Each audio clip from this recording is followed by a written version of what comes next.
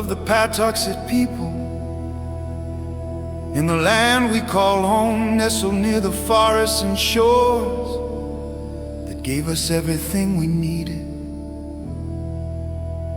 My childhood was spent learning our ways, how to hunt, fish, and respect the land.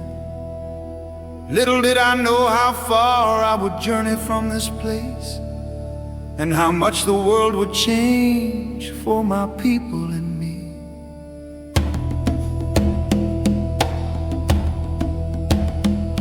When I first saw the sails of European ships on the horizon, they filled me with wonder and a hint of fear.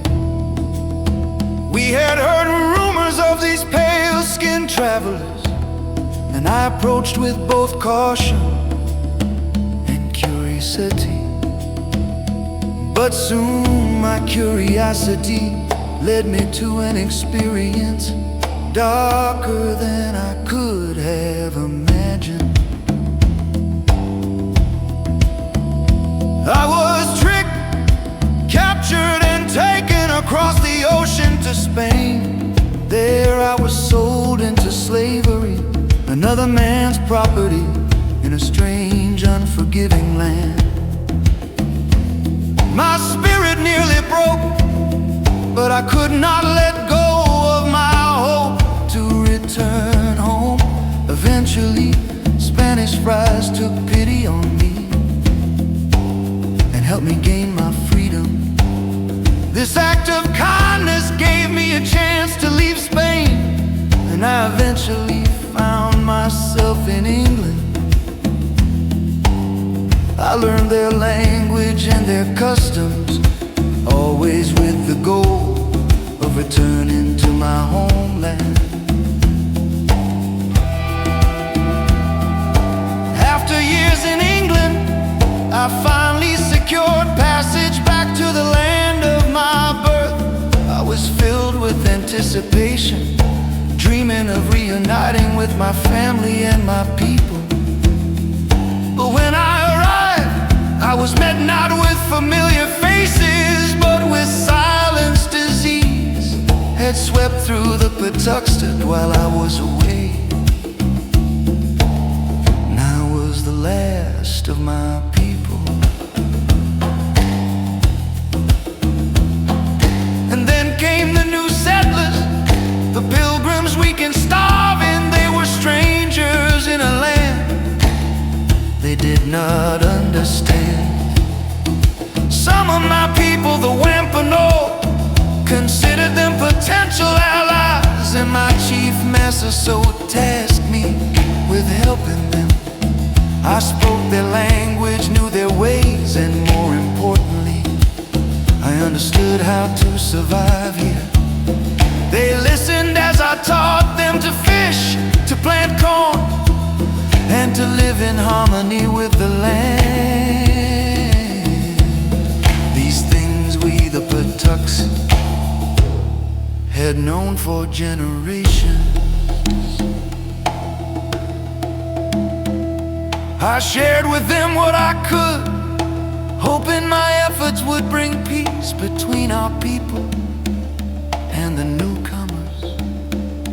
I did not do it for glory or wealth, but in honor of my ancestors and the Patuxet people, who are now only memories.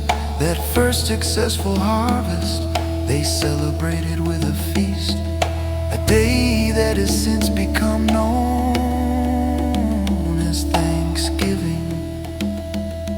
To you, this may be a holiday.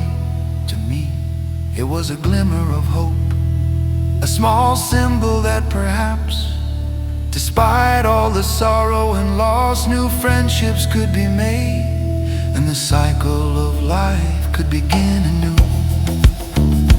I was born by shores of green and wood, in the land where my ancestors stood. We took only what we needed and gave what we could.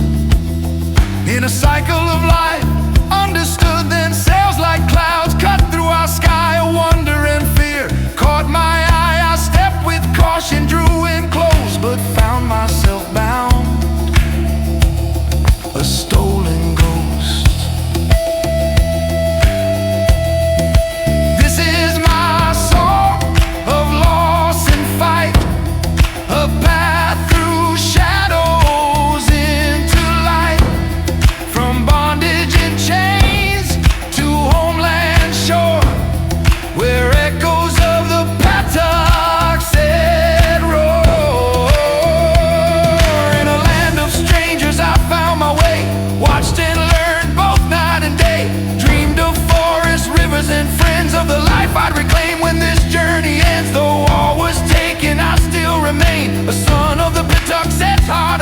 I teach, I heal, I build, I mend, so history, sorrow might find an end back home. But silence met my soul. Disease had claimed what once was whole. I'm the last of my people, yet here I stand to guide these settlers on our land.